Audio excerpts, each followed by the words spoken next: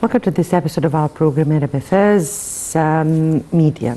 Today we'll be speaking about media in light of the President meeting with the Arab information ministers who were in Egypt and who were discussing the role of media that is played and should be played at this very upcoming stage. President Sisi has already affirmed Egypt's belief in the significant role played by the media and its efforts in trying to portray the Arab causes, meet the challenges, and its strategic role in the stability and development of the whole region, addressing national issues and raising public awareness. That is called the Battle of Awareness.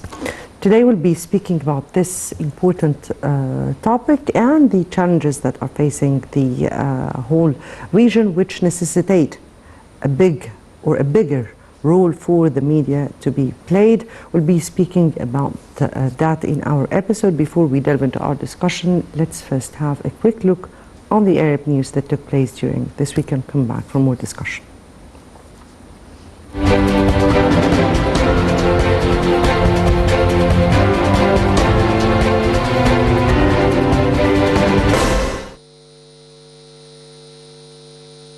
President Abdel Fattah el-Sisi on Sunday asserted that the unprecedented challenges at the international arena require attaching a top priority to the joint Arab action, which would place the Arab nation as an honorable model in successfully building a brighter future while preserving a great ancient past. The president's speech was read out by Minister of Manpower Hassan Shehata at the inaugural session of the 48th Arab Labour Conference, which is organized by the Arab Labour Organization from September 18th until September 25th in Cairo. The president said now is the time to focus on the Arab national interests and put differences aside for achieving the aspired Arab economic integration and united Arab political stances. President Sisi vowed Egypt's continued support for Arab causes and its keenness on the Arab security and stability. Arab League Secretary General Ahmed Abul Gheit and UN Secretary General Antonio Guterres said the Palestinian issue is a cornerstone for stability and prosperity in the region. The Arab League issued a statement following the talks held on the sidelines of the UN General Assembly meeting in New York.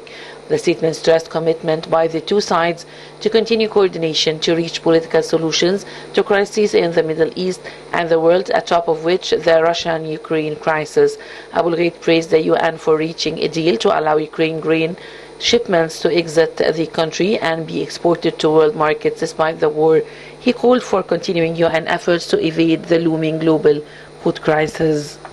On the sidelines of the 52nd round of Arab Information Ministers meeting, the head of National Media Authority, Hussein Zain, asserted the continued coordination with Bahrain for activating the joint media action through exchanging expertise in the field and intensifying training courses for media staff in both countries. Zain made these remarks as he received the Bahraini Minister of Media Affairs, Ramzan bin Abdullah al-Nami, and his accompanying delegation. The authority chief also met the Jordanian State Minister for Media Affairs, Faisal al-Shahboul, on enhancing cooperation in different media fields. The Jordanian minister expressed his deep appreciation for the distinguished performance of the Egyptian media given its vast potentials and wide experience. Lebanon's transport minister said Friday at least 70 migrants have drowned after a boat they boarded in Lebanon sank off Syria's coast, the deadliest such shipwreck from Lebanon in recent years. He said more than 100 people, mostly Lebanese and Syrians, were on board the small boat that sank Thursday in the Mediterranean Sea of the Syrian city of Tartus. Of those rescued, 5 were Lebanese. The death toll is the highest from the migrant boat journey from Lebanon in recent years. The circumstances of that incident were not entirely clear, with some on board claiming the Navy rammed their vessels, while officials insisted the smugglers attempted reckless escape maneuvers. Many of the bodies were never recovered.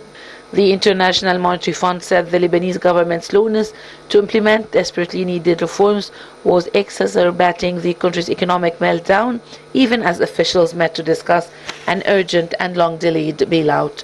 The IMF statement followed a 3-day visit to Beirut, of the fund's representatives to discuss with Lebanese officials the implementations of reforms drawn up under the staff-level agreement between the two sides in April. The IMF said despite the urgency for action to address Lebanon's deep economic and social crisis, progress in implementing the reforms agreed under the April SLA remains very slow. The Lebanese government has implemented few of the IMF's demands from the agreement, which lists 5 pillars that should be implemented before finalizing the bailout program. The United States Yemen envoy Tim Lenderkin said that Washington is exerting efforts in coordination with the United Nations to push forward the peace process in Yemen. In his remarks, Lending urged warring sides in Yemen to abide by the truce and extend it to additional 6 months to pave the way for diplomatic efforts and political dialogue. Earlier, U.S. Secretary of State Antony Blinken met Yemeni chairman of the Presidential Leadership Council in New York and discussed the need to extend UN-mediated truce by October the 2nd.